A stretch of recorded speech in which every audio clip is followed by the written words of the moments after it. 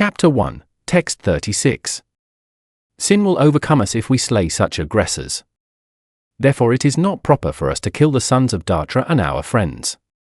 What should we gain, O Krishna, husband of the goddess of fortune, and how could we be happy by killing our own kinsmen? Purport: according to Vedic injunctions there are 6 kinds of aggressors. 1. A poison giver. 2. One who sets fire to the house. 3. One who attacks with deadly weapons. 4. One who plunders riches. 5. One who occupies another's land. And 6. One who kidnaps a wife.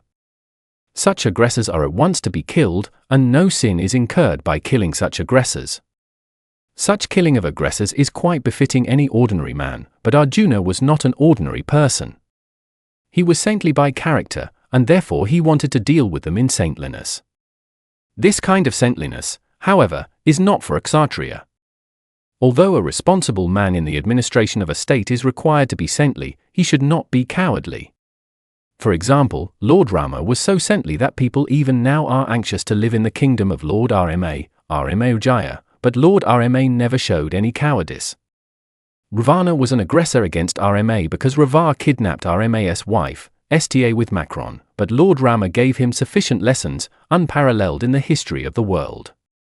In Arjuna's case, however, one should consider the special type of aggressors, namely his own grandfather, own teacher, friends, sons, grandsons, etc. Because of them, Arjuna thought that he should not take the severe steps necessary against ordinary aggressors. Besides that, saintly persons are advised to forgive. Such injunctions for saintly persons are more important than any political emergency.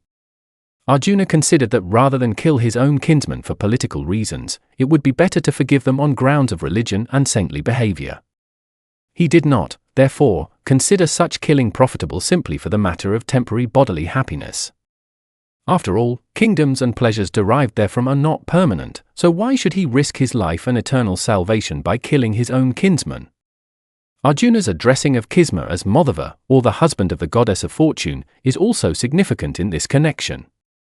He wanted to point out to Krishna that, as the husband of the goddess of fortune, he should not induce Arjuna to take up a matter which would ultimately bring about misfortune.